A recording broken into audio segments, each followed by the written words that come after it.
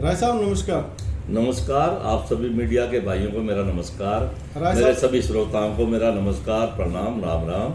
बरवाड़ा की जनता को मेरा विशेष तौर पे प्रणाम, राम राम, नमस्कार। राय साहब, थोड़े दिन पहले आपने जैसे जेजेपी की नीतियों से खफा होके और जेजेपी को अलविदा कह दिया था, क्या उसके बाद अभी आप ऐसा सुनने में आया कि आपने कांग्रेस को ज्वाइन किया है? ऐसी कैसी उनको नीतियों को देख के आपने उनको कांग्रेस को ज्वाइन किया? आपने ठीक सुना है। परसों दिनांक 5 जुलाई को मैं साथियों के साथ दिल्ली गया था। वहां दीपेंद्र सिंह जी की कोठी पर प्रेस कॉन्फ्रेंस थी और प्रदेश कांग्रेस के अध्यक्ष चौधरी उदयभान जी मौजूद थे और चौधरी भूपेंद्र सिंह हुड्डा वहाँ मौजूद थे और जिला के प्रभारी जयप्रकाश भी मौजूद थे। तो उन सब की उपस्थिति में साथियों के साथ मैंने परसों कांग्रेस ज्वाइन कर लिया। वैसे तो मैं 31-32 साल पहले भी शुरू से कांग्रेस में ही रहा हूँ। अब पिछले 4 साल से मैं जेजेपी में चला गया था और वो मुझे रास नहीं आई। उनकी नीतियां, उनकी कार्यप्रणाली, उनका व्यवहार मुझे रास नहीं आया तो मैं छोड़ करके अभी अपने साथियों सहित ही मैंने पार्टी को छोड़ा है और कुछ साथियों के साथ मैं ज्वाइन करके आया हूं और बहुत से साथी, ये आप कहिए कि सैकड़ों साथी मेरे साथ मेरे मार्गदर्शन में यहाँ बरवाड़ा में सितंबर में मीटिंग होगी, कार्यकर्ता मीटिंग होगी, तो उसमें ज्वाइन कराने का प्रोग्राम भी है। बचपन से मैं जनसेवा में रहा हूं। सन 1987 में आपको याद हो या आप थोड़े छोटे होंगे तो आपके बड़े भाइयों को, आपके पिताजी को, चाचा को, उनको जरूर याद है जी। मैंने आजाद इलेक्शन लड़ा था जो कि जनता के आह्वान पे लड़ा था। मुझे गरीब लोगों ने मिलकर के सबने अपना उम्मीदवार बनाया था। ठीक है। और आप विश्वास मानिए, भूखे रह करके भी मेरी मदद की थी। किसी को ट्रक में जगह मिली, कोई साइकिल पे भी गए, कोई गाड़ियों में भी गए, कोई कैसे ही गए। पूरे हलके में मेरा उन्होंने इतना प्रचार किया था कि जग्गी भाई के नाम से मेरी पॉपुलरिटी पूरे इलाके में, पूरे हलके में हो गई। बड़ा जबरदस्त इलेक्शन हुआ। उस टाइम एक नेता विशेष की प्रदेश में आंधी थी, पार्टी विशेष की प्रदेश में आंधी थी। तब भी उन्होंने मुझे तकरीबन 9000 वोट दिला करके एक अच्छी पोजीशन में खड़ा कर दिया। ठीक है। जब हम हार करके इलेक्शन चुनाव हार करके बरवाड़ा आए, दौलतपुर मोड़ पे रात का टाइम था, मीटिंग हुई, जनसभा हुई। उसमें लोगों ने मुझे वायदा किया, जग्गी भाई आप हौसला मत हारना, आपको हम एमएलए जरूर बनाएंगे, विधानसभा में जरूर भेजेंगे। उस टाइम का जो बरवाड़ा के राजनीतिक आंगन में जो आम जनता ने एक नन्हा पौधा लगाया था, वो जग्गी भाई आज वक्त के गरम ठंडी हवाएं खा करके, वक्त के हालात धूप छांव झेल करके, जनता का आशीर्वाद, प्यार और स्नेह मुझे हमेशा मिलता रहा। उस प्यार, स्नेह और आशीर्वाद के सहारे से आज वो पौधा वृक्ष बन गया है। अब थोड़ी सी जरूरत है उसमें वोट रूपी उर्वरक डालने की, खाद डालने की। अगर जनता प्यार से, आशीर्वाद से उसमें उर्वरक डाल देगी, वोट रूपी खाद डाल देगी, वो वृक्ष बड़ी घनी छाया देने लग जाएगा, मीठे फल देने लग जाएगा। मैं वायदा करता हूं मेरे शहर की जनता से, मेरे इलाके की किसी स्टेट का प्रभारी बनाया हुआ है, किसी को किसी स्टेट का प्रभारी बनाया हुआ है, लेकिन हमारे लिए सभी नेता सम्मानीय हैं। हमारी नजर में तो कोई गुटबाजी बिल्कुल भी नहीं है। हमारे लिए सभी नेता सम्मानीय हैं। हम कांग्रेस प्रदेश के जितने बड़े नेता हैं, देश के जितने बड़े नेता हैं, सबका सम्मान करते हैं, कांग्रेस की नीतियों में विश्वास करते हैं और कांग्रेस के जो कार्यक्रम चेकआउट किए जाते हैं, घोषित किए जाते हैं, उन कार्यक्रमों के अनुसार हम अपनी कार्यप्रणाली तय करते हैं। जैसा आपने बताया राय साहब कि आप टिकट के दावेदार भी हैं और आप कोशिश भी करेंगे कांग्रेस से टिकट लाने की। जी। बरवाड़ा में रामनिवास घोडेला एक अनुभवी एमएलए रह चुके हैं कांग्रेस के। आपको क्या लगता है कि पार्टी की आला कमान आप पर दाव खेलेंगे?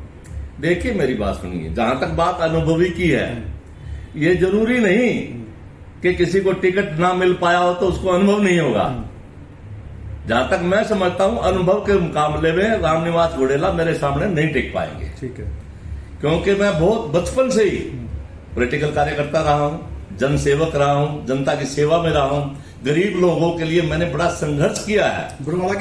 कभी भी मेरे पास कोई गरीब आदमी आगे उनके साथ ज्यादती होती हुई मैंने अड़ के स्टैंड लिया है। मैंने मेरे जान पे खेल के भी उनके साथ ज्यादती कभी नहीं होने दी। तो ये मेरा हमेशा विचार भी रहा है, मेरी नीति भी रही है, और आगे भी जब तक मेरी आखिरी सांस है मैं गरीब लोगों के लिए हमेशा लड़ता रहूंगा, उनके लिए उनकी सेवा में कार्य करता रहूंगा और उनका मान सम्मान भी करता रहूंगा। बरवाड़ा में ज्यादातर देखा गया है कि बाहर से आके ही लोग एमएलए की टिकट लड़ते भी हैं और जीतते भी हैं। बहुत कम ऐसा देखने में मिला है कि अगर हम वेद नारंग जी की बात करें और आपकी बात करें कि बरवाड़ा की पृष्ठभूमि से आप पूरी तरह परिचित हैं और आने वाले टाइम में बरवाड़ा की जो जनता है, क्या लगता है आपको साथ देगी? वर्कर मीटिंग ली जाएगी जिसको चौधरी दीपेंद्र सिंह लेंगे और चौधरी उदयवान कांग्रेस प्रदेश अध्यक्ष जिला प्रभारी जयप्रकाश भी होंगे। तो उस वर्कर मीटिंग में सैकड़ों कार्यकर्ता बरवाड़ा शहर के जो कि मेरे साथी हैं, हमेशा मेरे साथ रहे हैं, हमेशा उनका सहयोग आशीर्वाद मेरे सिर पर रहा है।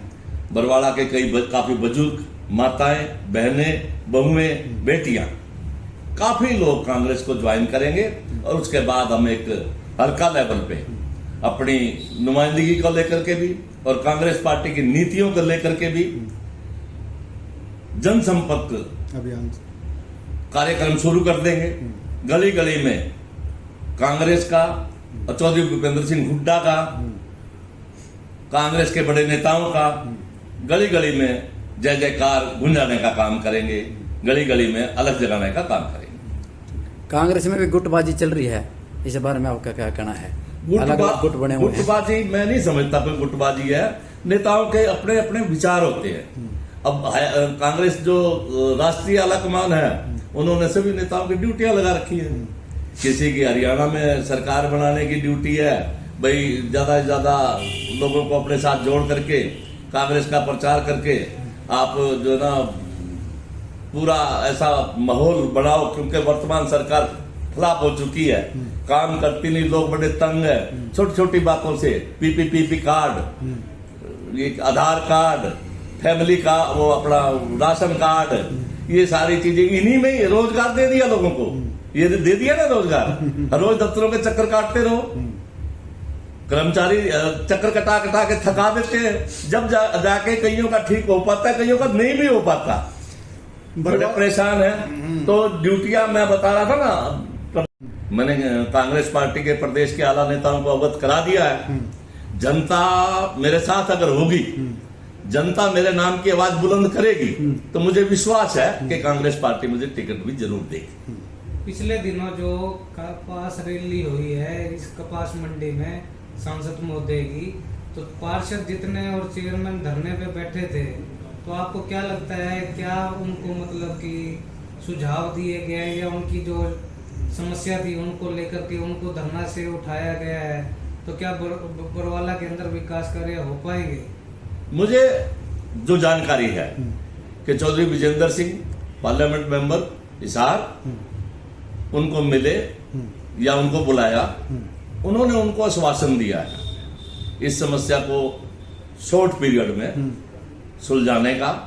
ये अनअप्रूव्ड का जो ऑर्डर है इसको खारिज करा के अप्रूव्ड कराने का और डेवलपमेंट कार्य शुरू रखने का और आगे भी कराने का। अगर वो समाधान हो जाता है तो हमें कोई आपत्ति नहीं। सरकार अगर उस बात का समाधान करती है, यहाँ के एमएलए और एमपी साहब, प्रशासन वो समाधान करते हैं तो बड़ी खुशी की बात है, स्वागत है। नहीं तो मैंने बोला है कि ज्यादा से ज्यादा 1 महीना हम देखेंगे, उसके बाद कांग्रेस के झंडे तले हम इसका बड़ा आंदोलन इस काम के लिए चलाएंगे और इसको अप्रूव करा के ही रहेंगे। और कौन कौन शामिल हुए जी आपके साथ कांग्रेस में? मेरे साथ काफी लोग थे। देखो, दिल्ली जाके हमने ज्वाइन किया है तो 18-20 लोग मेरे साथ गए थे। बाकी बहुत से साथी जो अपने रोजमर्रा के कार्य में व्यस्त रहते हैं, रेडी यूनियन के साथी हैं, ऑटो यूनियन के साथी हैं, दुकानदार भाई हैं, मजदूर भाई हैं, कुछ किसान भाई हैं, तो हर किस्म के साथी सितंबर में यहाँ विपक्ष आपके समक्ष के कार्यक्रम हिसार में जो होना है सितंबर में, गलत नीतियों के कारण, गलत प्लानिंग के कारण, गलत कार्य करने के तरीके के कारण आज पूरा बरवाड़ा दुखी है। आप जाके देखिए, तकरीबन अधिकतर वार्डों में सीवर का पानी भरा खड़ा है, बदबू आ रही है, सड़ा हुआ पानी में लोगों में बीमारियां फैल रही हैं। जैसे कल आप बता रहे थे 8 वार्ड में वो सड़क का उद्घाटन करने गए, कोई जरूरत नहीं थी अभी उस सड़क को पाड़ने की, पहले मेन रोड का काम ठीक करते। अब सालों से मेन रोड का काम तो उनसे ठीक नहीं हो पा रहा है। बारिश का सीजन सिर पे है, पानी पहले ही, निकासी का कोई प्रबंध नहीं था, अभी तक भी उसका कोई सोल्यूशन, कोई हल नहीं निकला है। फिर हॉस्पिटल रोड भी पाट दिया, पुराने वाटर वर्क्स वाला रोड आप देख लो, इतना काला गंदा सीवर का पानी भरा हुआ है, आप वहां से निकल नहीं सकते। जो लोग वहां रह रहे हैं उनके लिए तो नर्क है, बीमारियां फैल रही हैं, लोग बड़े परेशान हैं। अभी परेशानी में तंग आकर के लोग और क्या करेंगे? एमएलए साहब की वो करेंगे, उनके ऊपर उनसे सवाल जवाब करेंगे, उनसे जवाबदेही उनकी बनती है। जब लोगों की सुनाई नहीं हो रही, सालों साल बीत गए, लोग गंदगी से निकल ही नहीं पा रहे, उनको प्रशासन और विधायक महोदय निकाल ही नहीं पाए, तो लोगों को संतुष्टि कैसे होगी? मगर फिर भी बरवाड़ा के ये कहूँ कि नगर पालिका में पैच वर्क के लिए भी लगभग 50 लाख रुपए आया। आपको लगता है कि वो बरवाड़ा में लग पाएगा? देखिए मेरी बात सुनिए, जिन लोगों की जिम्मेवारी है वो लोग इस बात की निगरानी करें, पैसे का उचित उपयोग करवाएं, जो जहां पैच वर्क की जरूरत है वही करवाएं, और एक्यूरेट मेजरमेंट करा के एक्यूरेट पेमेंट करवाएं।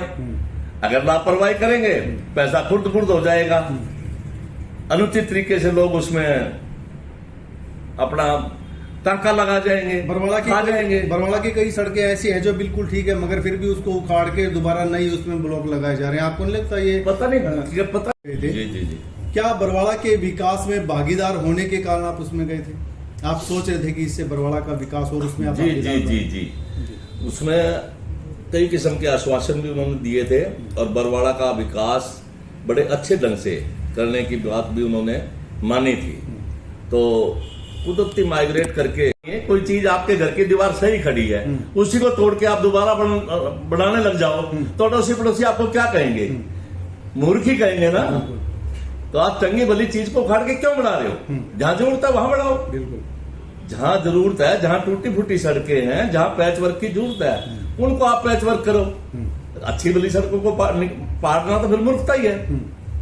आपके समय में काफी अगर समय पीछे जाएं, 2005-6 की बात करूं तो मैं आपकी, तो जैसे अभी बरवाड़ा सरकार ने बरवाड़ा के लगभग 15 वार्डों को अनअप्रूव्ड घोषित कर दिया, मगर उस टाइम तो वो अनअप्रूव्ड नहीं था।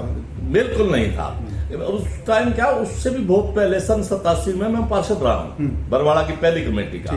उस टाइम में भी गवर्नमेंट की तरफ से श्रम का ग्रांट आता था, इन वार्डों के डेवलपमेंट पे पैसा लगता था, डेवलपमेंट होती थी, और 6-7 में भी आता था। लेकिन अब पता नहीं कितना, देखो मजाक भरा हास्यास्पद फैसला है गवर्नमेंट का। 50 साल से 40 साल से बसे हुए लोग जिनको आज अनअप्रूव्ड घोषित करके उनकी डेवलपमेंट बंद कर दी गई, कितना बड़ा जुल्म है। इस पे नगर पालिका के पार्षद भी, इलेक्टेड पार्षद सारे धरने पे बैठे थे, चेयरमैन भी बैठे थे। अब इतनी नौबत आ गई, मेरे ख्याल में मेरे जीवन में ऐसा मैंने पहले कभी नहीं देखा सुना। देखते हैं, अभी उनको कुछ आश्वासन मिला है, इस बात का सॉल्यूशन 15-20 दिन, ज्यादा 1 महीने में होता है, ठीक है। नहीं तो हम कांग्रेस पार्टी की तरफ से, कांग्रेस पार्टी के झंडे तले इस काम के लिए, इस काले फरमान के विरुद्ध बड़ा आंदोलन चलाएंगे और इसको ठीक करवा के रहेंगे। तो कांग्रेस में जैसे भी आप आए हो, काफी लगभग 30-35 साल से पहले भी कांग्रेस में रहे हैं जी, तो इसको घर वापसी कहें या पार्टी की ज्वाइनिंग करें? देखिए, है तो घर वापसी, ज्वाइनिंग तो होती है ना। मैं कभी कांग्रेस में पहले रहा ही ना हूं, ठीक है। मैं तो बहुत लंबा अरसा कांग्रेस में रहा हूं, ये मेरी घर वापसी है। अब मेरे इलाके की जनता और मैं भी चाहता हूं इस हल्के से नुमाइंदगी करना। ये है कि करोड़ों रुपया, सरकार का करोड़ों रुपया बरवाड़ा के विकास के नाम पे खुर्द बुर्द हो रहा है। जो काम नहीं होने थे वो भी हुए हैं, काफी काम ऐसे हैं जो गलत तरीके से हुए हैं, जिसका जनता को सुविधाएं मिलना दूर, बल्कि जनता के लिए मुश्किलें और खड़ी कर दी। जैसे कि अननेसेसरी लेवल ऊंचे उठा दिए, अननेसेसरी नाले बना दिए, अननेसेसरी और कई कार्य कर दिए जिनका जनता को कोई भी लाभ नहीं है। तो इस सारी दुर्दशा को देखते हुए मन बड़ा खफा हुआ। मेरे साथियों ने भी, मैंने भी, सबने राय करके हमने आला नेताओं को, जेजेपी के शीर्ष नेताओं को भी इस बात की जानकारी दी, लेकिन उनकी तरफ से कोई रिस्पॉन्स सुनाई नहीं हुई, अनसुना। कि वो फल और घनी छाया लोगों की सेवा में अर्पित रहेगी, ये मेरा आपसे सभी हल्के की जनता से वादा है। मुझ पे भरोसा रखें, मैं भरोसे पे 100% खरा उतरूंगा। ये जगदीश राय की जुबान है। धन्यवाद।